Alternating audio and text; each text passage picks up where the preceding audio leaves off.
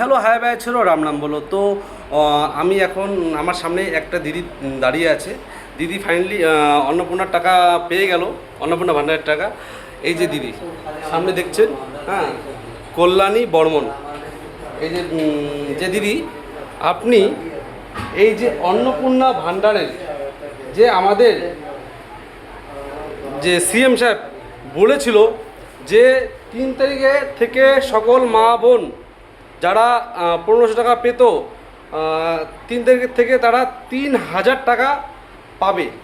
দিদি আপনি 3000 টাকা কি পেলেন?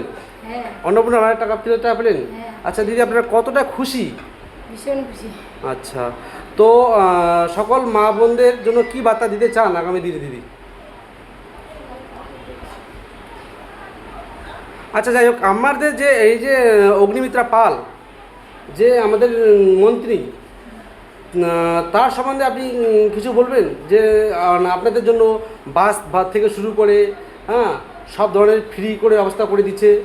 আপনার হাতে এখন 3000 টাকা, 1500 টাকা থেকে 3000 টাকা পেলেন। এই বিষয় সম্বন্ধে আপনি কিছু বলবেন দিদি? আচ্ছা ঠিক আছে, কোনো ব্যাপার না দিদি, বলতে সংসার বলতে পারছে, বাট অনেকটা এক্সাইটেড হয়ে গেছে।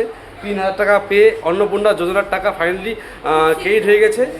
তো অবশ্যই আপনারা যারা যারা এখনও ফর্ম ফিল আপ করেননি বা বা অনলাইনে করবেন ভাবছেন, তো আপনারা ফাইনালি ফর্ম ফিল আপ করে দেন।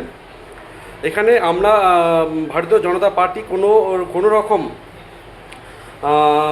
রকম জাতিভেদ আর কোনো রাজনৈতিক দল এটা করে, একে এটা রাজনীতি করে, একে দেওয়া যাবে না, কোনো রকম এই সব কোথায় বিশ্বাসী না।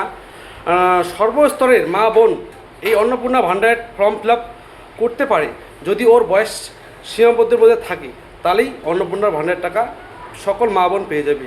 যে মা বোন আজকে পাচ্ছে না, সে মা বোন কালকে পাবে, একটু সময় লাগবে। সকল মা বোন অন্নপূর্ণার ভান্ডারের টাকা 3000 করে টাকা, সেই আমাদের যে মুখ্যমন্ত্রী কথা দিয়েছেন সেই টাকা সকল মা বোন পেয়ে যাবে। ধন্যবাদ।